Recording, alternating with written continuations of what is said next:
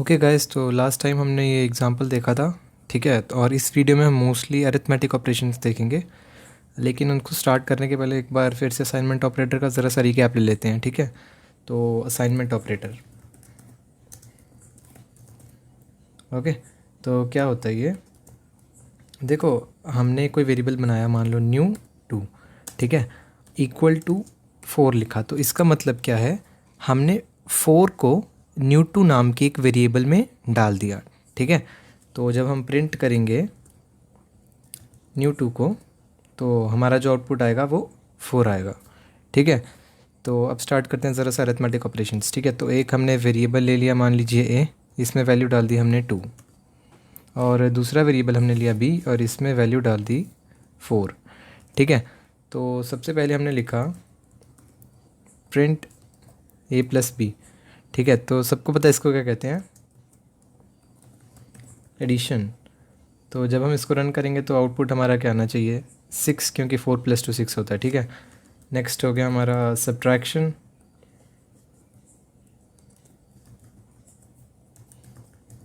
जब रन करेंगे तो -2 आना चाहिए, जो कि है। ठीक है, और जो नेक्स्ट हो गया हमारा वो हो गया मल्टीप्लिकेशन, जो कि A*B होता है। और जब रन करेंगे तो आंसर हमारा 8 आना चाहिए। ओके, और नेक्स्ट हम देख लेते हैं डिवीज़न।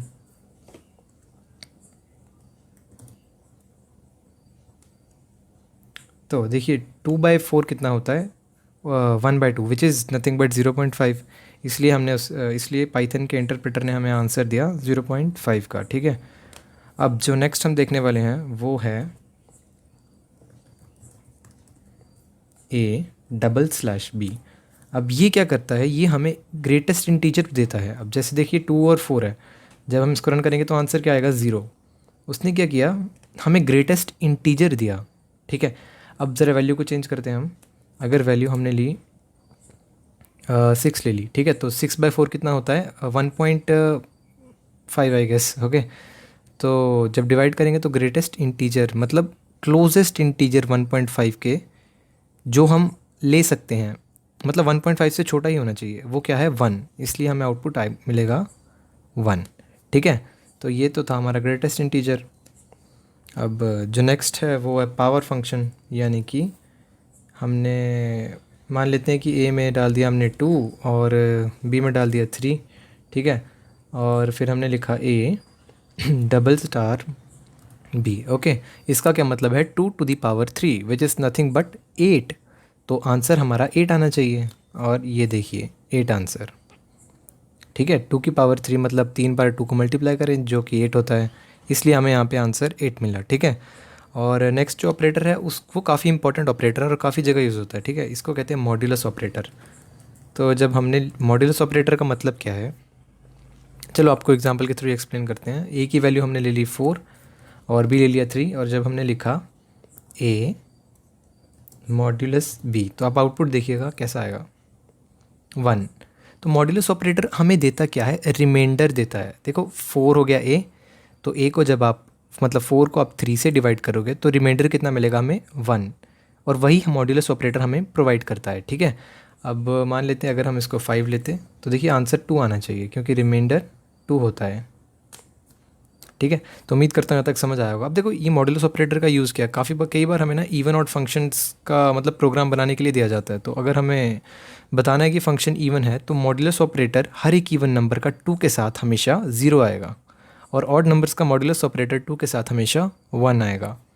ठीक है, तो आप इम्प्लीमेंट करिएगा एक बार इस प्रोग्राम को, ऑड इवन का अच्छी प्रैक्टिस हो जाएगी। ठीक है, अब जो नेक्स्ट चीज़ हम देखने वाले हैं वो है increment operator. Okay,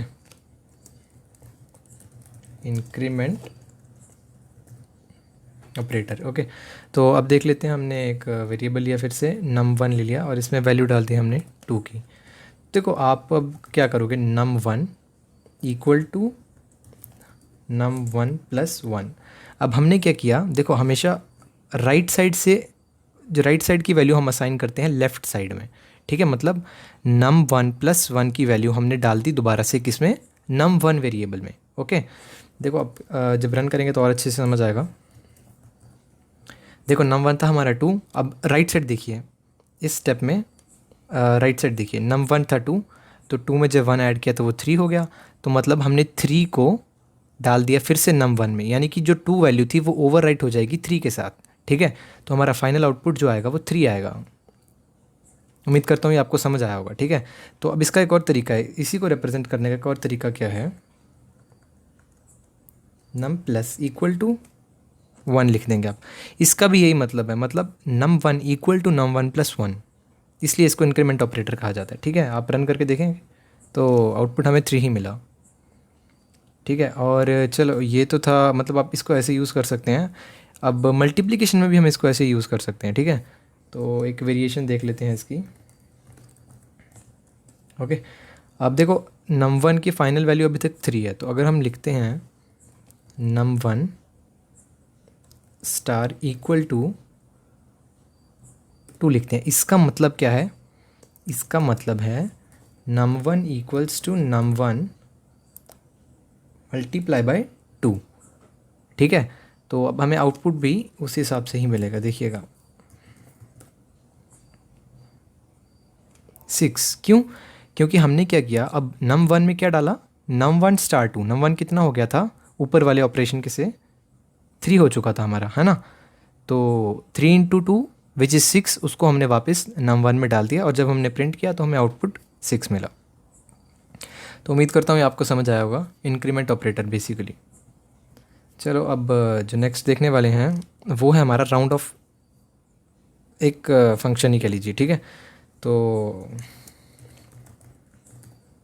round of वाला एक फंक्शन, देखो हमने क्या किया, प्रिंट लिया राउंड फंक्शन। अब इसमें आप कोई भी फ्लोट वैल्यू डाल दीजिए, फ्लोट वैल्यू आपको पता है ना, डेसिमल वैल्यू 3.14 पाई की वैल्यू डाल दी हमने। जब इसको रन करेंगे तो आउटपुट हमें 3 मिला, देखा आपने राउंड ऑफ कर दिया 3.14 को टू द क्लोजेस्ट इंटीजर जो उस वैल्यू से छोटा है, विच इज़ नथिंग बट 3, है ना।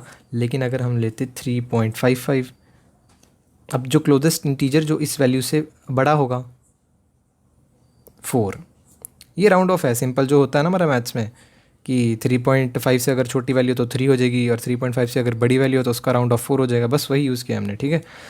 अब नेक्स्ट इसी का एक वेरिएशन है, आप राउंड ऑफ में एक सेकेंड आर्ग्यूमेंट भी दे सकते हैं, ठीक है। चलो ट्राई करते हैं तो ज़्यादा समझ आएगा। Print round 3.18 up to 1। अब देखिए सेकेंड आर्ग्यूमेंट क्या बताएगा आपको कि उसी उतने ही पोजीशन तक आप डेसिमल के बाद राउंड ऑफ कर दीजिए। चलो रन करते हैं तब देखते हैं। देखो 3.2 हो गया, समझ रहे हो ना। हुआ क्या यहाँ पे, जो हमारा 0.18 था उसमें हमें केवल एक डिजिट तक, मतलब डेसिमल के केवल एक डिजिट तक का राउंड ऑफ चाहिए। तो 0.18 में जो हमारा 0.18 है वो राउंड ऑफ हो जाएगा हमारा 20 में, इसलिए हमें मिला 3.2।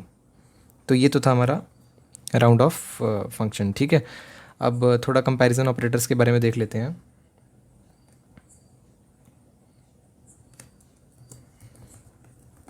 Comparison, okay.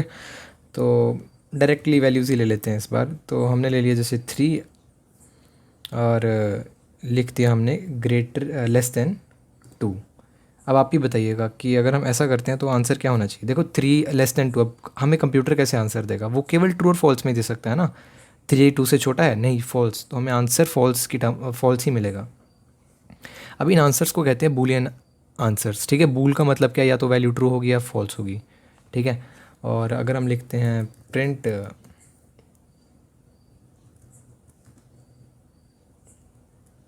Three greater than 2, तो ये तो ट्रू होना चाहिए, तो मिला ना हमें ट्रू आंसर, ठीक है।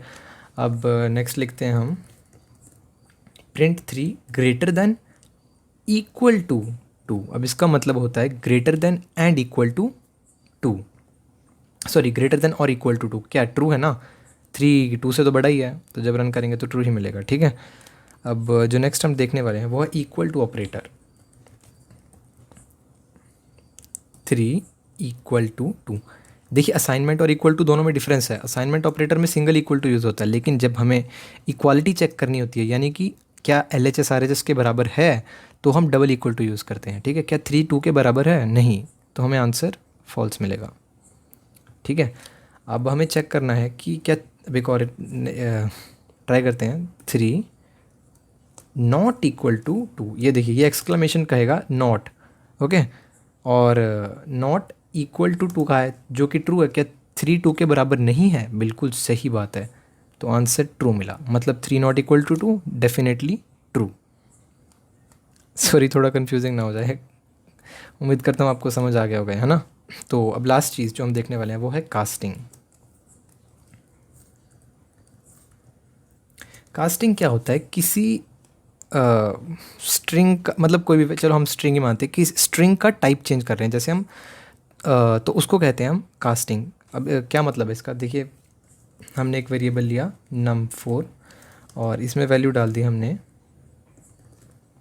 वैल्यू नहीं मतलब एक स्ट्रिंग लिया num4 जो कि 100 है, ठीक है, और num5 लिया, ये सेकंड स्ट्रिंग है, और इसमें हमने डाल दिया 200, ठीक है। अब ध्यान दीजिएगा, देखो ये है हमारा एक्चुअल में स्ट्रिंग्स हैं, ठीक है। तो अगर हम यूज़ करते हैं यहाँ पे addition, that is num4 plus num5 करते हैं, तो हमें आउटपुट क्या आना चाहिए, आउटपुट हमारा देखिए आप 300 नहीं लेंगे आउटपुट, क्योंकि इस बार हम स्ट्रिंग्स को ऐड कर रहे हैं। ये एडिशन कैसी है, इसको कहते हैं कनकैटिनेशन, जो हमने ऊपर डिस्कस किया था, स्ट्रिंग्स में स्ट्रिंग्स के एडिशन को कनकैटिनेशन कहा जाता है। तो जो आउटपुट हमें मिलेगा वो आएगा 100 और उसके just followed by 200 which is this, 100 के बाद 200, क्योंकि कनकैटिनेशन हो रही है ना, ये स्ट्रिंग्स हैं, ये इंटीजर नहीं है। अब हम कास्टिंग यूज़ करके इनका टाइप चेंज करेंगे। अब देखिए कास्टिंग कितनी आसान है। अब देखिए ये प्योरली स्ट्रिंग था, सॉरी स्ट्रिंग तो था लेकिन प्योरली इंटीजर था, है ना, तो हमने आगे लिख दिया इंट और उसमें दे दिया num4, उसमें आर्ग्यूमेंट दे दिया num4, फिर से लिख दिया इंट और उसमें पास कर दिया num5, ठीक है। तो इससे क्या होगा, अब जो प्योरली स्ट्रिंग था वो कन्वर्ट हो गया हमारा इंटीजर में, तो मतलब num4 100 हो गया, एग्जैक्टली 100 इंटीजर, और जो num5 था वो एग्जैक्टली 200 इंटीजर हो गया। तो मतलब फाइनल आउटपुट क्या आएगा, 100 + 200 विच इज़ नथिंग बट 300, क्योंकि इस बार इंटीजर्स का सम हो रहा है ना, इसलिए हमें 300 मिला, ठीक है। तो इस वीडियो को छोटा ही बनाया हमने क्योंकि बेसिक ही कर रहे थे। नेक्स्ट वीडियो से हम थोड़ी और कॉम्प्लेक्स चीज़ें स्टार्ट करेंगे, जैसे कि लिस्ट्स हो गया, dictionaries, tuples and so on, चलते जाएंगे, ठीक है। उम्मीद करता हूँ आपको ये वीडियो पसंद आया होगा, ओके।